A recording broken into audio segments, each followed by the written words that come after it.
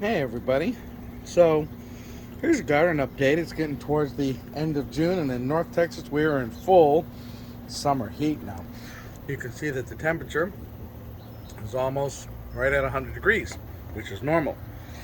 Now, kind of a more recent addition here to the garden is our adopted cat that my mom has been feeding and taking care of, as well as if you look in there, the little kittens. I see if you can get a shot of this.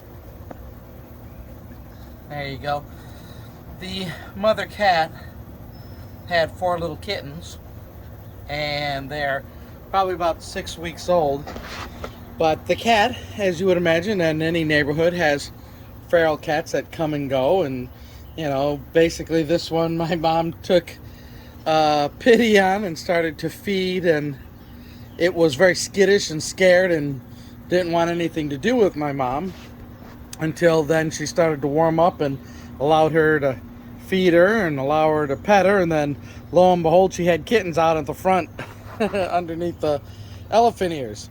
So now my mom's taking care of the cat and the little kittens, and we're working for a long-term solution there to see who will be able to take care of the kittens and whatnot going forward, and making sure that they don't have any more little kittens and stuff like that. But anyways, it's a new addition to the garden. Even the neighbors were getting into it, buying my mom little stuff for the cats to play around with and, take care of them all. So it's quite a little project that my mother has taken on. Now, in addition, that means the garden. Oh boy, you can see here we are in the afternoon, and it is hot, and the sun starts to beat down on the plants, and boy, they need some water here. They all droop. There's always in North Texas in the summer, you can see that midday wilt, that the plants just get too much heat, and so they close up their leaves, and there you go. Things are doing well. The herbs, the plants, they're growing. Even some rogue marigolds there. The dill doesn't like heat, so we're gonna pick that and make some pickles. The eggplants do like the heat, and they're doing pretty well. I gotta be careful. There's some spots on the leaves. Probably gonna have to hit this with some diatomaceous earth so that it doesn't get infested with little flea beetles and stuff.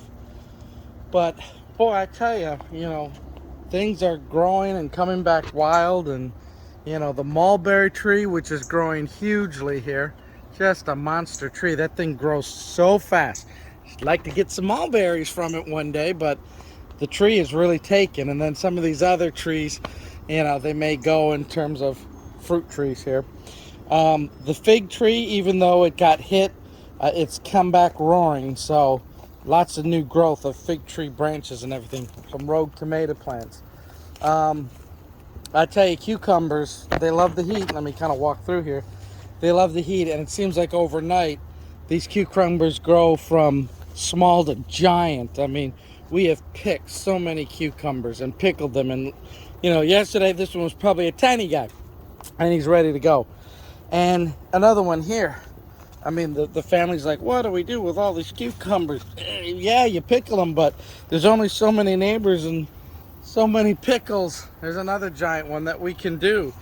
And we've only got a couple plants really, but you always take the precaution where you plant more plants than you think you need, because they may die, they get diseased, the bugs get them. But then what happens if they all grow? now you can see that you got more pickles than you know what to do with. So thank goodness we got some nice neighbors who are vegetarians. They like pickles, and I'm trying to hold the camera and grab a cucumber that gets too big and seedy. We like them when they're smaller, but like I said, by the time we get out here, it's too late. The tomatoes have been growing well. In North Texas, by the time we get to this heat, the tomatoes are really done their job, and you're going to replant. And yes, there's determinate and indeterminate, but the heat just is too hard on a lot of things. Like the zucchinis here, they've given out everything they can give, and now it'll be time to replant. The peppers are just coming into their own because they love the heat, and so that's a good thing. So they're going to be taking off even more. And then again, these tomatoes, boy, these, in Texas, North Texas, it's hard to get these kind of tomatoes, right? This big, like when you talk about beefsteak and stuff like that. But we've gotten them this size. It's amazing, right? This variety does a really good job. It's the black crim, and get them at any big box store typically. They're great. They are doing fine. This has been a great tomato place to grow them. So some of the other things here, strawberries are growing. The blackberries, again, the plants are coming back. We had a so-so harvest, but that's okay. We know they'll be coming back. The sweet potatoes are taking root and starting to grow. I need a trellis for this one. And the ones back here have a trellis, and they'll be getting up there soon enough. So it is a good thing here that things have come back and are growing. And if it wasn't for as busy as we are, we could put some more things in these empty beds. We just haven't had the time. So yeah, little update here. Hopefully your garden is doing well and that things are growing wherever you are. But yeah, nice update. We will talk to you all later. Here's just a little update with the cardoons and artichokes. Boy, do they make some nice pretty flowers. You want to get bees and stuff in your backyard, put some of these in the ground. They love the heat, and they make these big pretty flowers that will attract all the good birds and insects in your yard.